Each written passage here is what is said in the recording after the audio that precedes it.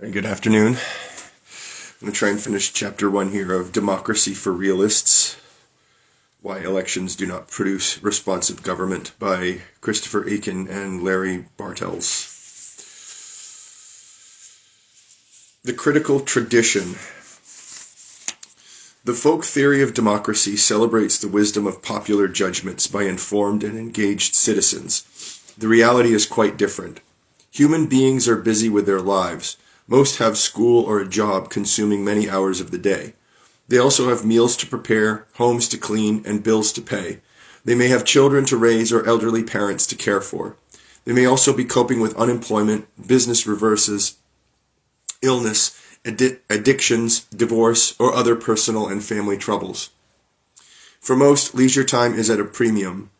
Sorting out which presidential candidate has the right foreign policy towards Asia is not a high priority to them. Without shirking more immediate and more important obligations, people cannot engage in much well-informed, thoughtful political deliberation, nor should they. Recognizing that actual people are far from the unrealistic ideal citizens of the folk theory, disappointed observers have often adopted a judgmental tone, implicitly assuming that the folk theory provides the appropriate moral standard for citizens, which few meet. At the end of the 19th century, for example, James Bryce observed, quote, "How little solidarity and substance there is in the political or social beliefs of 19 persons out of every 20. These beliefs, when examined, mostly resolve themselves into 2 or 3 prejudices and aversions, 2 or 3 prepossessions for a particular leader or party or section of a party, 2 or 3 phrases or catchwords, suggesting or embodying arguments which the man who repeats them has not analyzed." End quote. He might have added that the remaining 1 in 20 exhibit the limits of rationality too. Nevertheless, however unaware of his own human limitations Bryce may have been, in our view he was not wrong about the fact of widespread citizen inattention. Indeed, the past century of political science has done remarkably little to alter the basic outlines of his portrait of public opinion. Even in the midst of the progressive era, the fundamental veracity of that portrait and its troubling implications for folk democratic theory were clear enough to those willing to see them. The great political scientist and Harvard University President A. Lawrence Lowell, for example, noted with respect to democracy that there has probably never existed a political system of which men have not tried to demonstrate the perfection, but he dismissed as fallacious all theories based on the assumption that the multitude is omniscient, and all reforms that presuppose a radical change in human nature.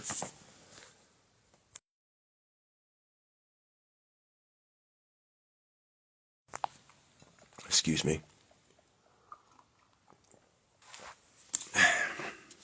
3 other distinguished scholars of the era also saw the tension between conventional democratic ideals and dreary reality. Schumpeter acidly observed that citizens are especially prone to yield extra rational or irrational prejudice and impulse in the political sphere. By comparison with other realms of life, he argued, quote, "The typical citizen drops down to a lower level of mental performance as soon as he enters the political field. He argues and analyzes in a way which he would readily recognize as infantile within the sphere of his real interests." End quote. Walter Lippmann faced more squarely than other commentators of his time the inevitable limits of human cognitive ability in politics. Quote, "Once you touch the biographies of human beings, the notion that political beliefs are logically determined collapses like a pricked balloon." End quote. He saw that the cherished ideas and judgments we bring to politics are stereotypes and simplifications with little room for adjustment as the facts change. Quote, "For the real environment is altogether too big, too complex, and too fleeting for direct acquaintance. We are not equipped to deal with so much subtlety, so much variety, so many permutations and combinations. And although we have to act in that environment, we have to reconstruct it on a simpler model before we can manage it." End quote. Lippmann remains the deepest and most thoughtful of the modern critics of the psychological foundations of the folk theory of democracy. Reinhold Niebuhr noted that human judgment is not just overwhelmed by the complexity of the political world, as Lippmann emphasized, but in addition is profoundly warped by self-interest and the will to power. And he perceived clearly that the idealistic justification of democracy as human rationality in pursuit of the common good serves only too well to provide cover for those who profit from the distortions and biases in the policymaking processes of actual democracies. The will to power uses reason as kings used courtiers and chaplains to add grace to their enterprise. These and other critical thinkers struggled to put democracy on an intellectually respectable foundation, taking account of human nature as they knew it. But in the era in which they wrote, few could hear. It was all too easy and convenient to dismiss the entire intellectual lineage as elitist and cynical, a mere literary tradition based on nothing but jaundiced interpretations of personal experience. Subsequent scholarly generations have also disliked the various racial and religious prejudices of the time, which these men sometimes shared. By the 1950s and 1960s, skeptical writers like Wallace, Lowell, John Dickinson, and even Lippmann and Niebuhr were no longer much read by students of politics. Meanwhile, however, new tools emerged for investigating political behavior, most notably scientific survey research, whose findings were much harder to glibly dismiss. The pioneering survey research of Paul Lazarsfeld and his colleagues at Columbia University, of Angus Campbell and his colleagues at the University of Michigan, and of other early analysts of electoral choice produced a rather bleak portrait of habitual, socially determined political behavior, once again calling into question whether citizens could perform the role that the folk theory of democracy seemed to require of them. Philip Converse extended this seminal work, building a new, more formidable case for skepticism regarding the idealized image of democratic citizens, this time substituting random samples for the insightful but less systematic observations of Bryce, Lippmann, Niebuhr, and Schumpeter. Converse's essay set off a vibrant, decades-long critical discussion of his methodology and the inferences he drew from his findings. But few public opinion scholars disputed the central point he made, that, judged by the standards of the folk theory, the political belief systems of ordinary citizens are generally thin, disorganized, and ideologically incoherent. In Chapter 2, we will argue that Converse's argument is, if anything, even better supported a half-century later than it was when he wrote. A vast amount of supporting evidence has been added to his dispiriting comparison of actual human political cognition with the expectations derived from the folk theory of democracy. Well-informed citizens, too, have come in for their share of criticism, since their well-organized ideological thinking often turns out to be just a rather mechanical reflection of what their favorite group and party leaders have instructed them to think. Faced with this evidence, many scholars in the final chapters of their books continue to express idealistic hope that institutional reform, civic education, improved mass media, more effective mobilization of the poor, or stronger moral exhortation might bring public opinion into closer correspondence with the standards of the folk theory. But in sober moments, most acknowledge the repeated failures of all those prescriptions. Thus, scholars, too, persist uneasily in their schizophrenia, recognizing the power of the critical arguments, but hoping against hope that those arguments can somehow be discredited or evaded, allowing the lackluster reality of democratic practice to be squared with conventional idealistic democratic thinking. Often their attempts to bolster the tattered theoretical status quo bring them back to Winston Churchill's claim that, quote, democracy is the worst form of government except all those others that have been tried from time to time, end quote. Footnote, the authors of The American Voter adopted this view. An updated version of Churchill's argument is that democracy promotes freedom, human development, and material well-being. Demonstrating causal effects in this domain is very hard, but even if they exist, This line of argument generally does not speak to how democracy matters and how it should be organized to work better. End footnote. But that is a distinctly unidealistic defense of democracy, and no defense at all of the folk theory of democracy.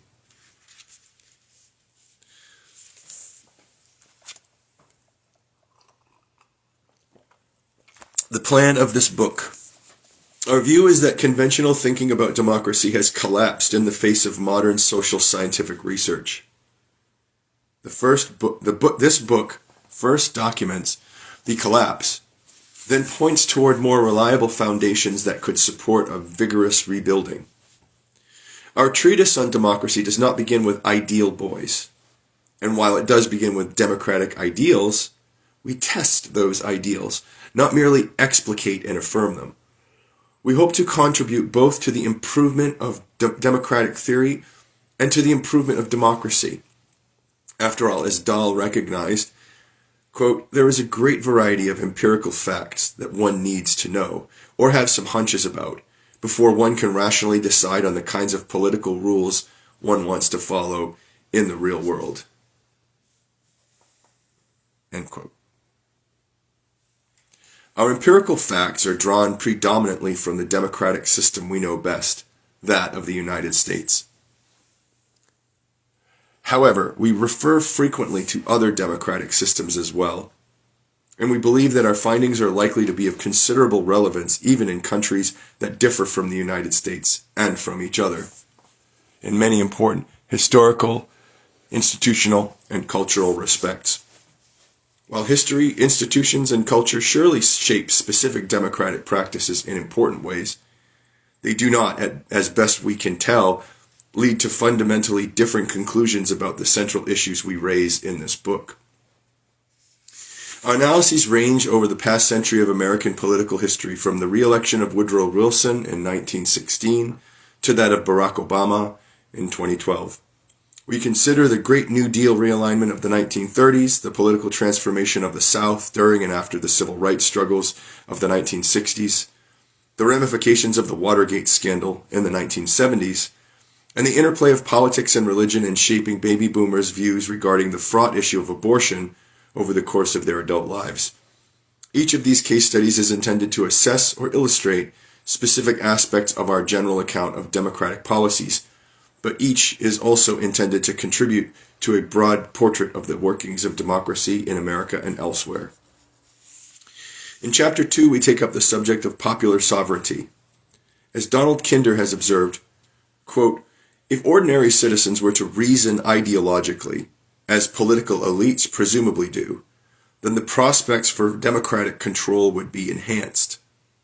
Thus, the extraordinary interest in the possibility of ideological reasoning was and still is an expression of concern for the quality and very possibility of democratic forms of government.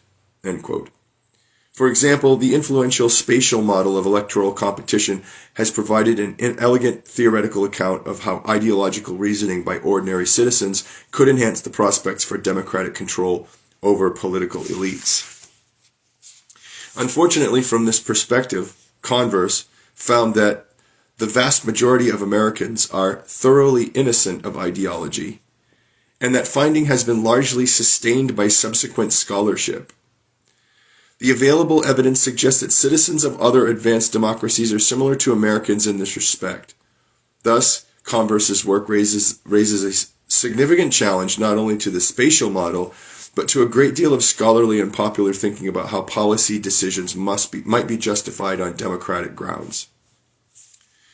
In Chapter 2, we survey a substantial body of scholarly work demonstrating that most democratic citizens are uninterested in politics, poorly informed, and unwilling or unable to convey coherent policy preferences through issue voting. How, then, are elections supposed to ensure ideological responsiveness to the popular will? In our view, they do not. The populist ideal of electoral democracy, for all its elegance and attractiveness, is largely irrelevant in practice, leaving elected officials mostly free to pursue their own notions of the public good or to respond to party and interest group pressures. In Chapter 3, we turn our attention from electoral representation to direct democracy, a medley of institutional reforms intended to enhance the role of ordinary citizens and minimize the role of professional politicians in processes of democratic decision-making. Reforms of this sort have been a common response to the perceived failings of existing democratic procedures in the United States and elsewhere, a simplistic reflection of the progressive faith that the cure for the ills of democracy is more democracy. Footnote. Jane Mansbridge pointed out to us that the progressive reformer Jane Addams used this phrase in her book on democracy and social ethics. John Dewey is more often quoted by devotees of populist democracy, but his version of the argument was more nuanced than they have generally recognized, emphasizing the interest of the public, or the difficulty of enabling the public to form and manifest its purposes more authoritatively, rather than simply advocating a more direct translation of existing public preferences into policy. End footnote. However, in light of our portrait of ordinary citizens in Chapter 2, it should not be surprising that naive efforts to let them directly manage the machinery of democracy often go badly astray. People are just too busy with their own lives to measure up to the standards that conventional democracy theory sets for them. Those who doubt the practical importance of the folk theory of democracy will find its influence arising repeatedly in the history of American political reform. For example, reformers of the Democratic Party's presidential nominating process in the 1970s echoed the progressive adage that the cure for the ills of democracy is more democracy. The resulting proliferation of direct primaries ultimately made both major parties' presidential nominations more democratic in crude populist terms, while diluting the influence of political professionals whose first-hand knowledge of the competing candidates' strengths and weaknesses had helped to weed out amateurs and demagogues. Footnote. The most detailed recent study of the presidential nominating process argued that professional politicians subsequently regained much of their control so that primary voters now mostly ratify the choices made by party elites in the invisible primary preceding the public campaign. End footnote. Similarly, we argue in Chapter 3 that the adoption of initiative and referendum processes in many states has mostly empowered millionaires and interest groups that use their wealth to achieve their own policy goals. And when they do allow ordinary citizens to shape policy, the results can be distinctly counterproductive. For example, the most careful study we know of the impact of direct democracy on public services found that voters in Illinois seized the opportunity to curtail fire district budgets, dangerously degrading the quality of their fire protection, and possibly costing themselves more in insurance rate increases than they saved in taxes by doing so. If popular sovereignty is so difficult to achieve and such a mixed blessing in any case, then what is the point of having elections? One idea that has gained considerable currency among scholars in the past 50 years is that voters can control elected officials by assessing their performance in office and voting to re-elect or replace them accordingly. In Chapter 4, we outline this logic of retrospective voting and its implications for democracy and democratic theory.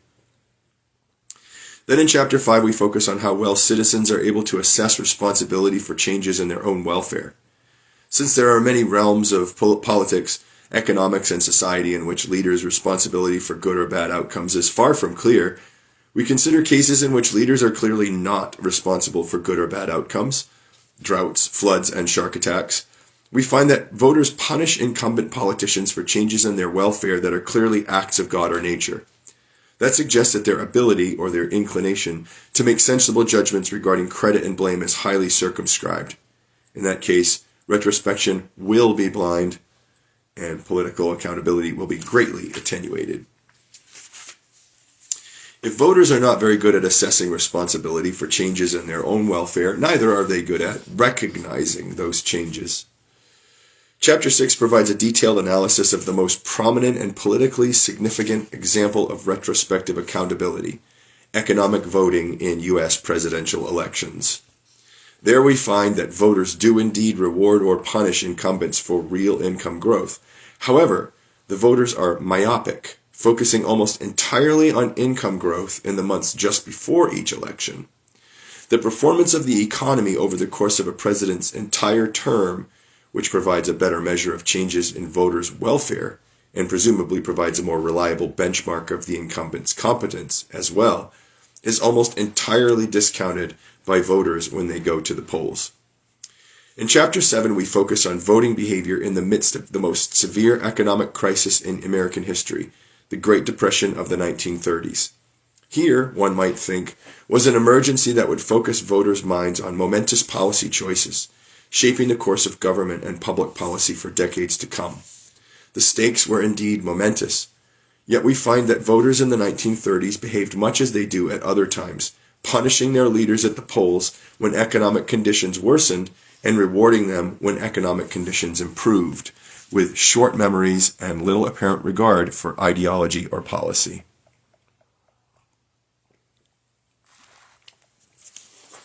The primary implication of our analyses of retrospective voting is that election outcomes are mostly just erratic reflections of the current balance of partisan loyalties in a given political system.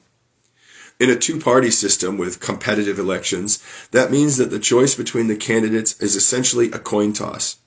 Thus, the picture that emerges is not, quote, a portrait of citizens moved to considered decision as they play their solemn role of making and unmaking governments, end quote, key. Rather, elections are capricious collective decisions based on considerations that ought, from the viewpoint of the folk theory, to be largely irrelevant, and that will, in any case, soon be forgotten by the voters themselves. We conclude that the retrospective model of democracy simply will not bear the normative weight that its proponents want to place on it. If voters are not good at retrospective voting, what is left? In the final part of the book, we point toward a quite different way of thinking about democracy.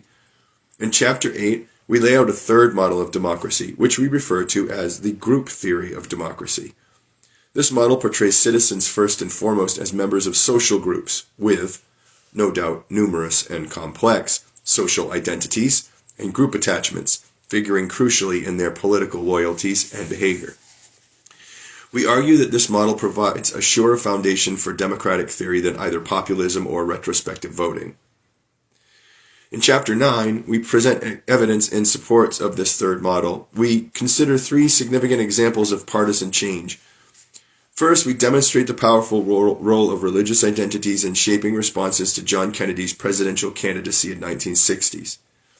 Second, we explore the partisan realignment of the South over the past half-century. The demise of the Democratic Solid South has typically been interpreted as an instance of issue evolution in response to the momentous partisan policy conflicts of the Civil Rights era, but we interpret it as primarily a matter of social identity, as white Southerners, even those with moderate racial views, increasingly came to feel that the Democratic Party no longer belonged to people like them. Next, we examine the evolution and impact of citizens' views regarding the highly charged issue of abortion. As the Democratic and Republican parties took increasingly clear, opposing stands on the issue throughout the 1980s and 1990s, partisan identities often came into conflict with gender identities. We show that this conflict was resolved in quite different ways for women and for men. A substantial number of women gravitated to the party sharing their view about abortion, reflecting the deep significance of the issue for women. Men, on the other hand, more often changed their view about abortion to comport with their partisanship, in effect letting their party tell them what to think about one of the most contentious moral issues in contemporary American politics. In both cases, identity was politically powerful in ways that the folk theory of democracy obscures or ignores. Now, it may be thought that, for all the apparent defects of the folk theory, when one listens to ordinary citizens, they often sound quite coherent. Democrats generally espouse judgments and policy views supporting their preferred candidates. So do Republicans. Maybe all is well somehow. In Chapter 10, we take up this possibility. We show that citizens' perceptions of parties' policy stands and their own policy views are significantly colored by their party preferences. Even on purely factual questions with clear right answers, citizens are sometimes willing to believe the opposite if it makes them feel better about their partisanship and vote choices. We illustrate this phenomenon by examining beliefs about a highly salient and significant political fact, the size of the federal budget deficit. The deficit had decreased by more than half during Bill Clinton's first term as president, Yet most Republicans in a 1996 survey managed to convince themselves that it had increased. Even many Democrats and independents had too little real information to get the facts right. But for Republicans, the lack of information was compounded by a partisan desire to see our Democratic administration in a negative light. Indeed, moderately well-informed Republicans had less accurate beliefs than the least informed. A modicum of information was sufficient to discern what they should want to be true, but not enough to discern what was in fact true. They sounded like they were thinking, but no one should be fooled. Democrats behaved in much the same way on other issues. We conclude that group and partisan loyalties, not policy preferences or ideologies, are fundamental in democratic politics. Thus, a realistic theory of democracy must be built, not on the French Enlightenment, or on British liberalism, or on American progressivism, with their devotion to human rationality and monadic individualism, but instead on the insights of the critics of these traditions who recognize that human life is group life. Our focus in this book is primarily on empirical analysis rather than on prescription. Nonetheless, we recognize an obligation, both intellectual and civic, to consider the implications of our analysis for democratic practice. What are the tangible costs of attempting to live by an unrealistic theory of democracy? And what would a more realistic theory of democracy imply about the appropriate structuring of political processes and institutions? In Chapter 11, we trace the implications of our analysis for the question of what it would mean to have more and better democracy.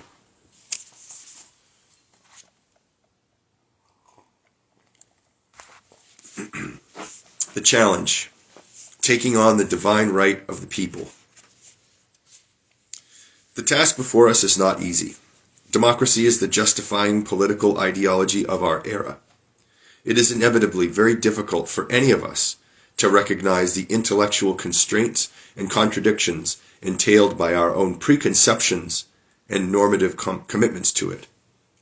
As one of the preeminent contemporary scholars of American politics, James Stimson, wrote, quote, "The word democracy is bound up with symbolism, belief, patriotism, and a quasi-religious commitment. It is imbued with our self-identity as Americans. Democracy is the civil religion of America." End quote. Put even more bluntly, to reject the democratic creed is in effect to refuse to be an American. Some useful perspective on this aspect of contemporary thinking about democracy may be provided by recalling political thought in early modern times regarding the divine right of kings. The idea that kings were divinely anointed had a long history in human thought, and not just in the West. Chinese emperors, too, needed the mandate of heaven. The idea was highly functional, providing a sturdy basis for political stability, as many astute observers recognized. However, the chronic gap between kingly ideals and realities was a source of severe ideological strain. The doctrine of the king's two bodies provided useful leeway for understanding and accommodating the fact that moral rulers were often manifestly less than divine in bearing and behavior. On this view, the king always intended to rule well and justly, but he was sometimes misled. As Edmund Morgan described the situation in 17th century England, quote, "A host of ambitious schemers, according to the Commons' view, continually caught the king's natural ear and misinformed him in order to procure benefits to themselves. But the king in his body politic always wanted what was best for his subjects, all his subjects, and surely no subject could know better what that was than the combined representatives of all his subjects. If anything fall out unhappily, said Sir Robert Phelps, it is not King Charles that advised himself, but King Charles misadvised by others and misled by misordered counsel." End quote. In their time, these ideas were widely credited among thoughtful people and important scholars. But of course, genuine political progress depended on abandoning this entire way of thinking. In our view, the ideal of popular sovereignty plays much the same role in contemporary democratic ideology that the divine right of kings played in the monarchical era. It is a quasi-religious commitment. In Stimson's terms, a fiction providing legitimacy and stability to a political system whose actual workings are manifestly and inevitably rather less than divine. The fiction feels natural within the Enlightenment mindset of rationality and human perfectibility. Thoughtful people and important scholars believe it, and its credibility is bolstered by the undeniable practical successes of many of the political systems that invoke it.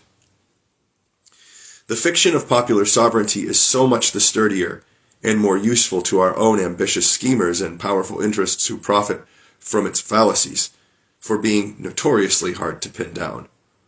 As Henry Maine wrote long ago, quote, "The devotee of democracy is much in the same position as the Greeks with their oracles. All agreed that the voice of an oracle was the voice of a god, but everybody allowed that when he spoke, he was not as intelligible as might be desired." End quote. Thus, policies and practices that are unjust or simply unsuccessful can always be attributed to some mistranslation or temporary deflection of the people's will, with special interests trotted out to play the role played by ambitious schemers in 17th century England. We even have our own two bodies doctrine. When majorities go seriously astray, it is not the people that advise themselves, but rather the people misadvised by others and misled by misordered counsel. The people are never corrupted, said Rousseau, but sometimes deceived. In all these ways, conventional thought has avoided the painful task of grappling seriously with all the evidence undermining the standard versions of democratic theory. Well, yes, there are problems, we say, and then we turn back to the impossible dream. In consequence, cheerful illusions and wish fulfillment have dominated both popular and scholarly thought about democracy for 2 centuries. Democratic theory has sailed along as if no iceberg had struck, and the engine room were not taking on water. But the damage to the intellectual structure is very real. Both the allure and the cost of romanticism in this domain were eloquently described by political philosopher John Donne in an essay on democratic political accountability. Quote, "To be ruled is both necessary and inherently discomfiting, as well as dangerous. For our rulers to be accountable to us softens its intrinsic humiliations, probably sets some hazy limits to the harms that they will voluntarily choose to do to us collectively, and thus diminishes some of the dangers to which their rule may expose us to. To suggest that we can ever hope to have the power to make them act just, as we would wish them to, suggests that it is really we, not they, who are ruling. This is an illusion, and probably a somewhat malign illusion, either a self-deception or an instance of being deceived by others, or very probably both." End quote. Donne went on to say that, quote, "A political science that did justice to democracy in all its ambiguity would have to be one in which the presence of these perceptions and sentiments was recognized and explained, and their consequences accurately assessed, not one in which their existence was denied or dismissed as irrational in the first instance." End quote. The history of democratic thought, including much contemporary political science, is marked by an addiction to romantic theories. As with any addiction, the first step toward recovery is to admit that we have a problem. Thus, our first aim in this book is to document the gap between democratic ideals and realities. Then we will make a start toward the more sober understanding of democracy advocated by Donne. That's the end of the chapter. Second chapter is entitled "The Elusive Mandate, Elections, and the Mirage of Popular Control."